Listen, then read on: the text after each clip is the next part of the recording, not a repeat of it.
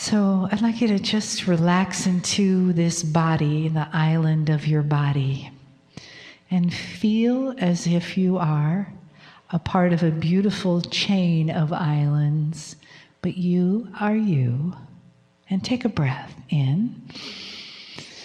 Oh, I've had a very full, energetic, informative day. And take another breath. Ooh, yeah. And just let yourself sort of melt into the chair, relax into these soft, wonderful, comfortable chairs. And just feel them supporting you to the very best of their abilities. And another breath in.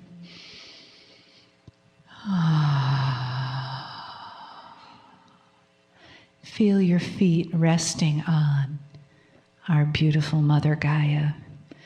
No matter how many layers of shoes and socks and carpets and concrete, underneath is Gaia, lovingly supporting us, carrying us every step, every day.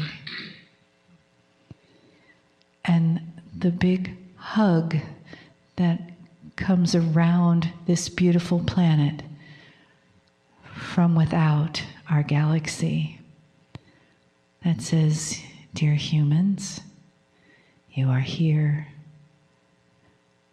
We love you. You're doing a great job. And welcome the energy,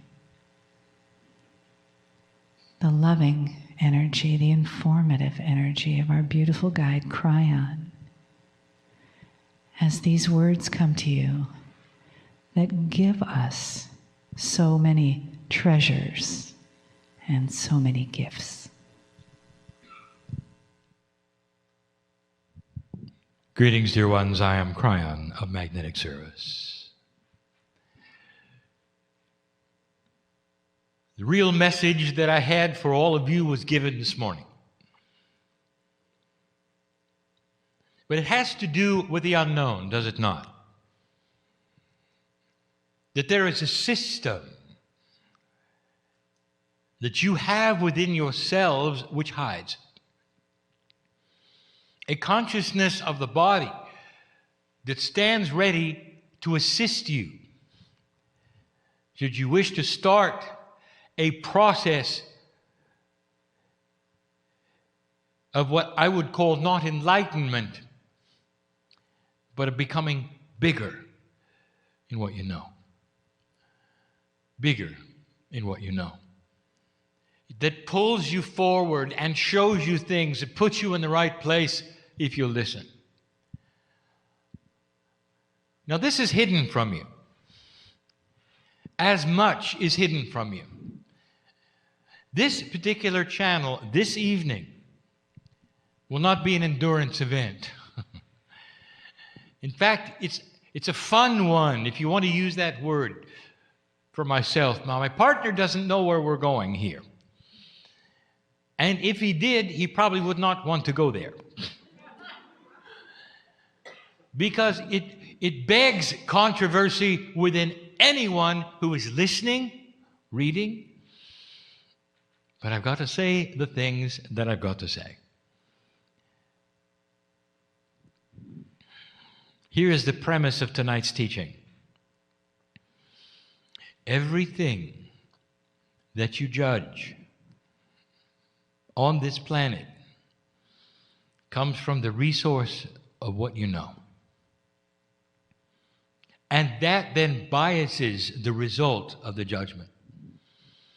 Every decision you make about what you find in history, every decision goes through a logic process, an intellectual process, one that is honored, perhaps even the scientific process, based upon only what you know. And that then brings you to conclusions that are often as wrong as they can be. There is no mysteriousness to this. It is absolutely agreed that this is the best you can do. How can you come to any other decisions based upon things that you might not know or be aware of? But what I want to tell you, dear human beings, that in this modern age, in this culture today, you don't know much. You don't know much about what is out there, what happened historically. You don't know about the past cultures who've never left you anything to look at. You don't know about the things that you just assume were certain ways because you're using your logic and today's reasoning to judge the past. And so I want to bring up some examples, and this is fun for me. If you can use that word, it's delightful for me because I get to expose some things for you to think about because of what you didn't know. So let me start with an example that you will understand completely. I'm going to label this lesson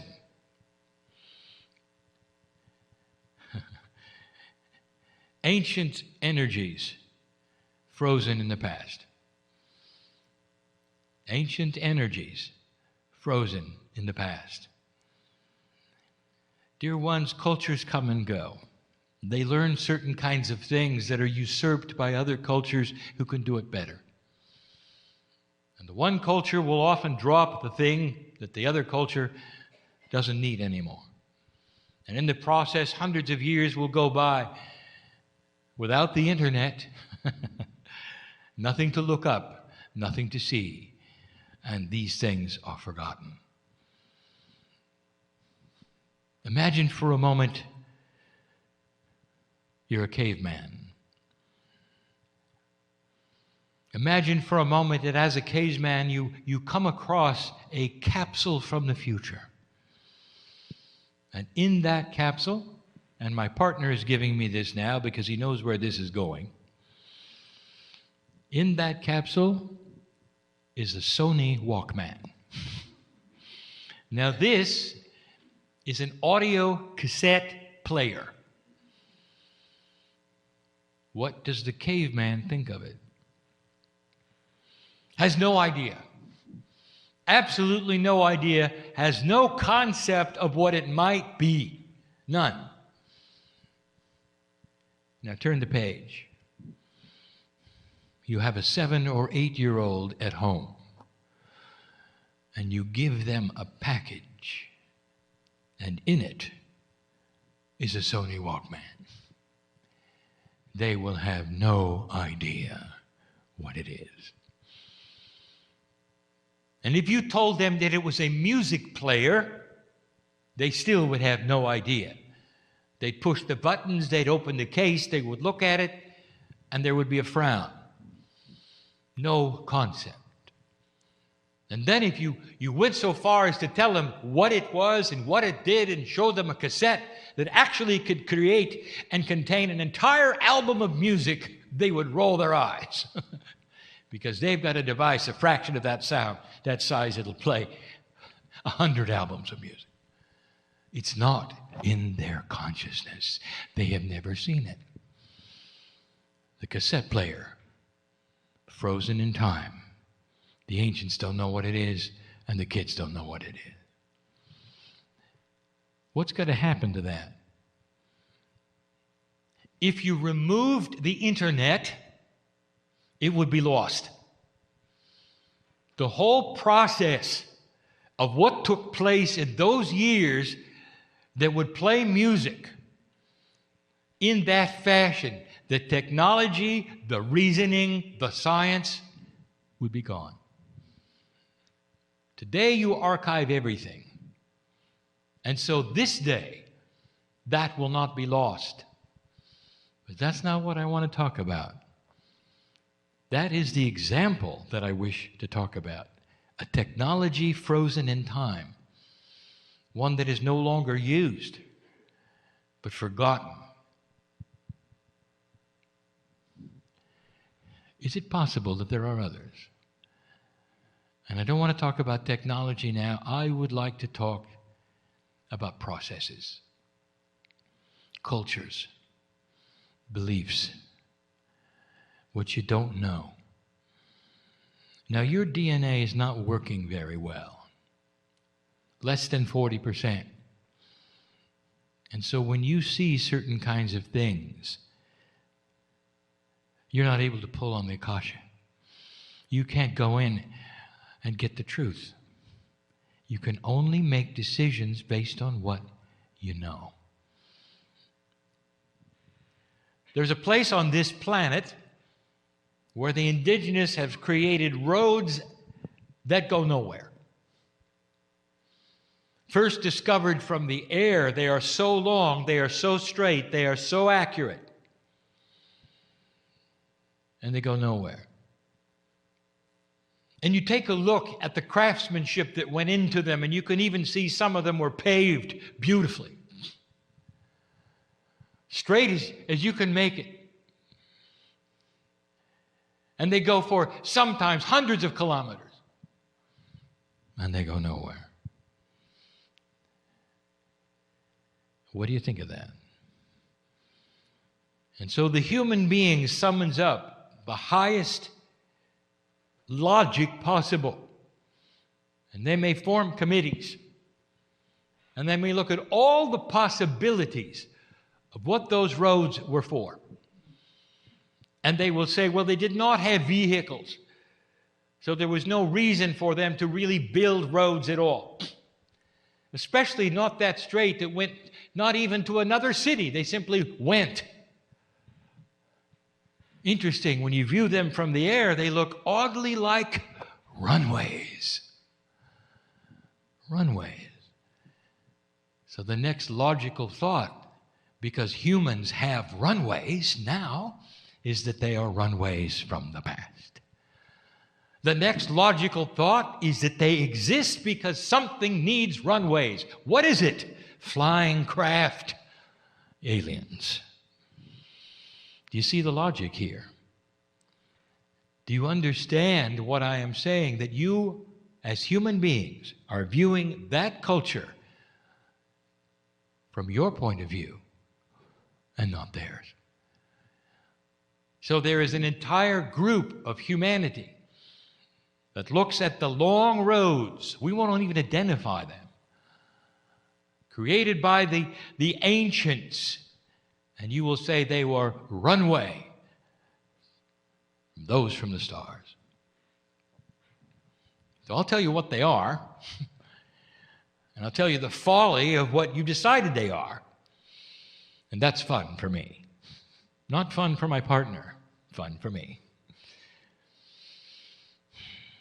First of all, does it make sense to you that a craft from the stars that would have to know about interdimensional travel, that would come through interstellar space, would need a runway? You haven't thought of that, did you? I want you to go back to that culture, because you don't know what they faced. You don't know what they were doing. This is a place on earth right now that is barren. Nothing grows there, but that's not where it was when they were there. It was flourishing. But as the rain stopped, in their culture, their God told them to build a road. And they did. And they didn't question it. And the longer the road was, the higher the honor was to their God, who would then give them rain. And it never came. And they built, and they built, and they built. And they built it as perfect as they could. And the longer the road, the better chance they had of rain. And it never came. Little by little, they died out until the last one was gone, leaving only the road. That's the truth. Did you know that? Did you know about their God? Did you know about their culture? Did you know about their weather? Did you know any of the things? And the answer is no. Frozen in time, lost in history, never written down without an internet, leads you to only think about the things that you understand in your culture, because you have aircraft. They had to be runways. That's just one of so many things, dear ones. There is a reason why I'm giving you this, and you're going to see it in a moment. Geology is much the same. We've discussed this before. You base all of your geological suppositions, what you see in the canyons that are formed, on one premise, that time did these things. But you weren't there to watch it. And you base that upon what you see today. A very benevolent planet that doesn't have a lot of upheaval. A benevolent planet that just sits there. A benevolent planet that is worn by time, maybe millions of years, to create erosion here and these things there. Let me take you to a 300-year period that created the Grand Canyon a long time ago, where an entire ocean ran in both directions because of upheavals in the earth over 300 years and carved that canyon so quickly. Geologists will tell you they find a delta on both ends of the canyons. That makes sense to you. It ran in both directions. Ask them if they found seashells around there, and they'll say, yes, there was an ocean. Ran both directions, carved that canyon 300 years. I was there. You can only decide that based upon what you know, not what you don't know. And geologists don't know that. And they don't have that within them to even suppose it, because there's no evidence. Because the timing is not apparent yet. There will be some things that they will discover which will lead to this. You watch. Someday they will admit that the entire thing was short-lived and happened very quickly. You see what I'm saying? That knowledge was frozen in time. You don't have it.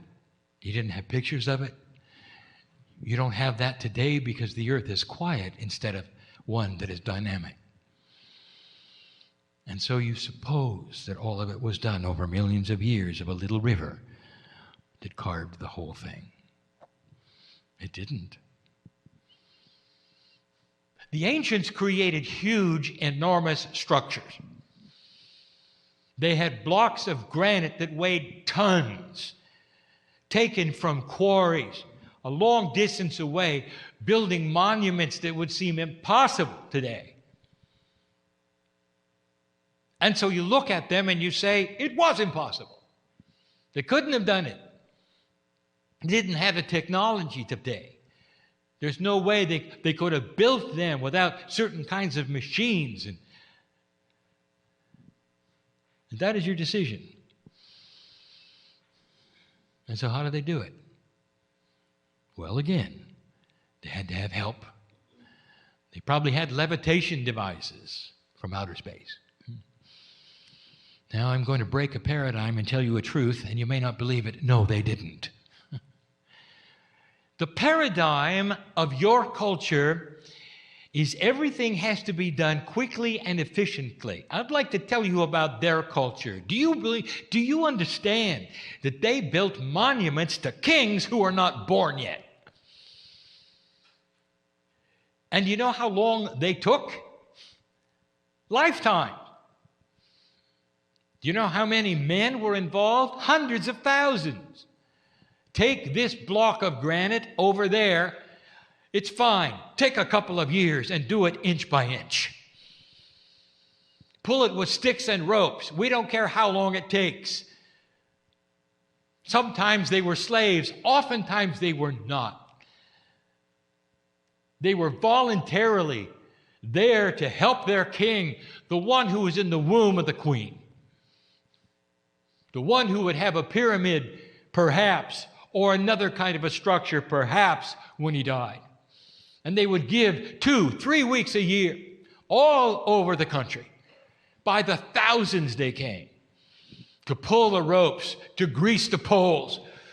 And what they had that you don't realize was math, a lot of it. They understood pulleys, all the things that you know about today, about reduction of force, they knew about. Clever schemes to slide things uphill very, very slowly with thousands of manpower in order to get them into a place where they could be turned. You think the pyramids always look like pyramids? What do buildings look like when they're being built to you? Do they look like the finished building? Do you think perhaps they had things around them to help? And they did. But it wasn't in your culture, and it's a science frozen in time. Frozen in time. Though there are hints of what they did. Not many. That's the truth. But you couldn't know that, because all you do is look at it from the standpoint of what you know. The idea of something taking years, maybe a lifetime, with thousands and thousands and thousands of men involved, is not in your consciousness. You don't build things that way today. So you don't extrapolate that into the formula of what they did.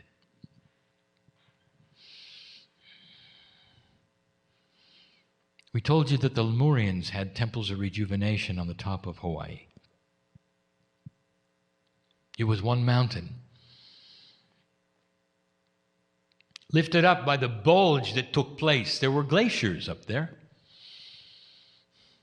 That bulge was there for thousands of years. Even before the Lemurians got there, it was there. The mountain of Hawaii is the largest mountain on the planet, measured from the top to the bottom, even though the bottom is underwater. And most of it was exposed, pushed up by this bulge of the magma. That magma bulge, very similar to what happened in Yellowstone Park, which is another hot spot of the planet. It is a geological process that happens. It's not a mystery. And it put the mountaintops above 30,000 feet. It's very cold there. And for a very, very long time, it was cold there. When you have the temperatures of minus 50 centigrade, and you have them for many, many, many years, you have something extremely cold. Now, the Lemurians used that super cold technology without electricity, without the knowledge of anything except chemistry.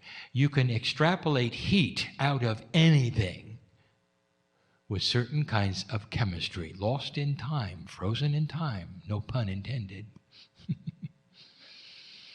They used super cold technology to create a quantum event on the top of the mountain, and that created the temples of rejuvenation, and they changed DNA with it.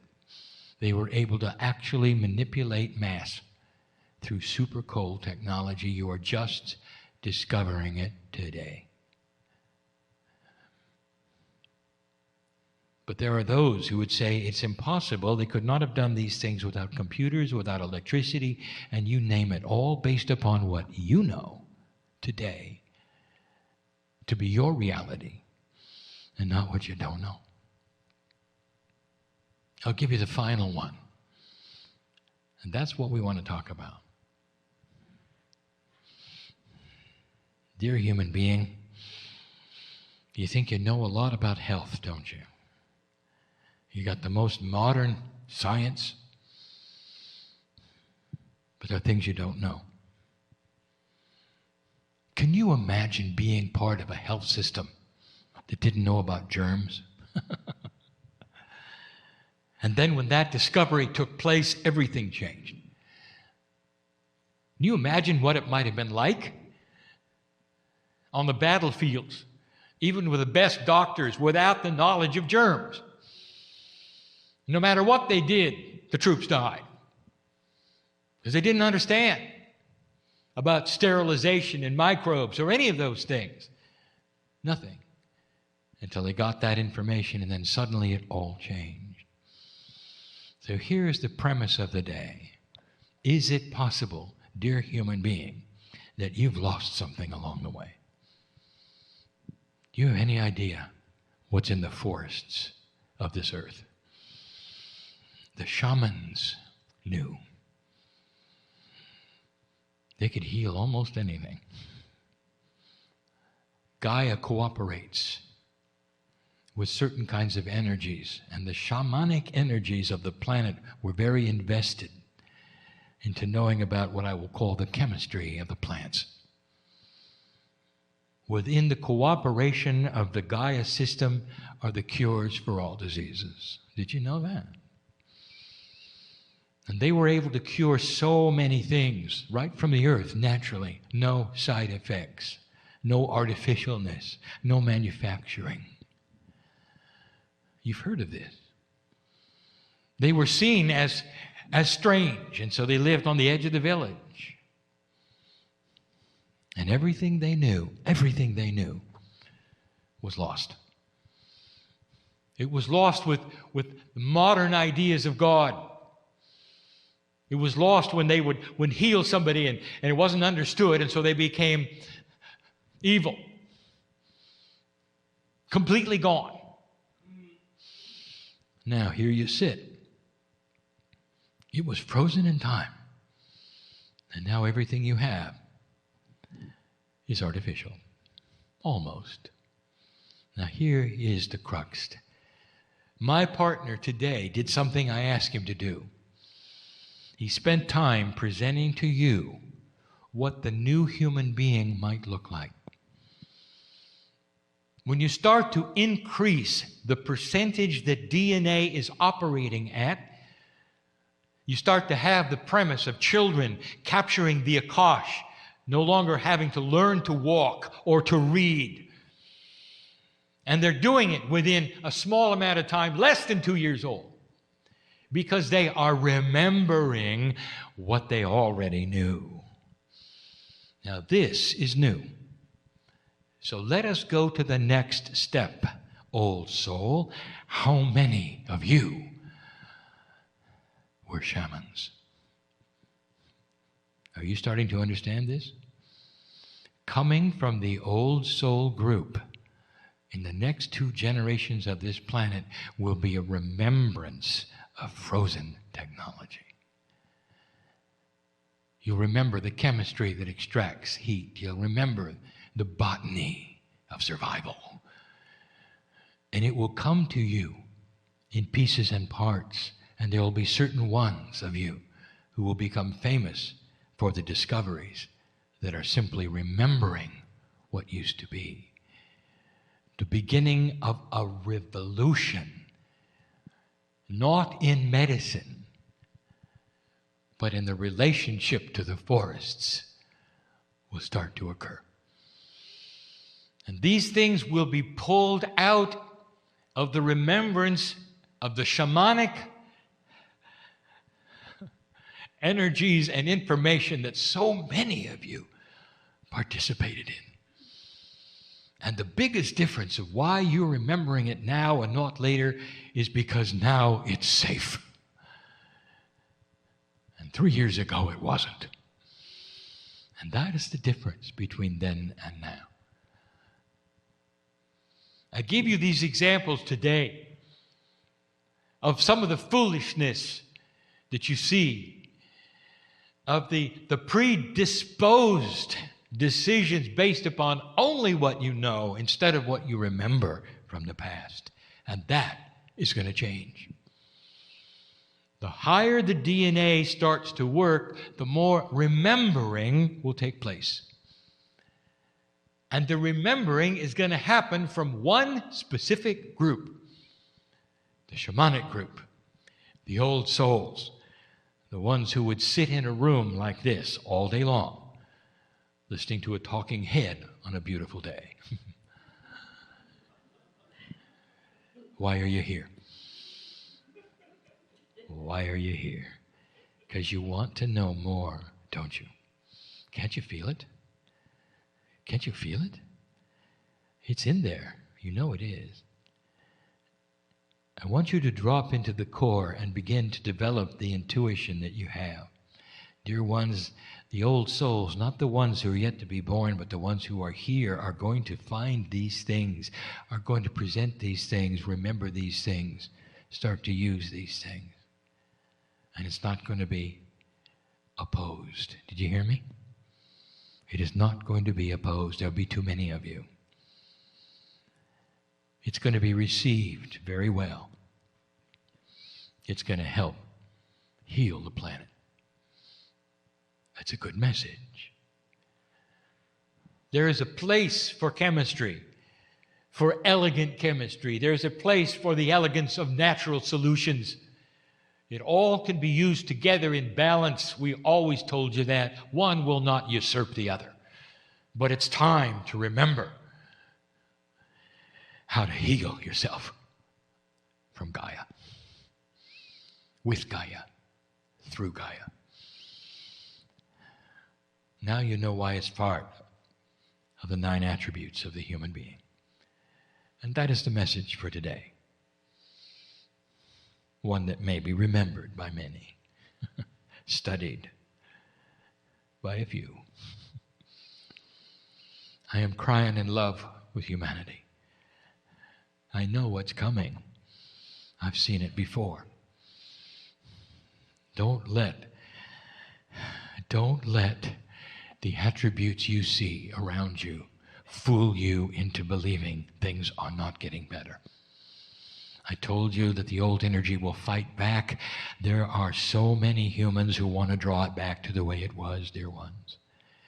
They will not succeed. And so it is.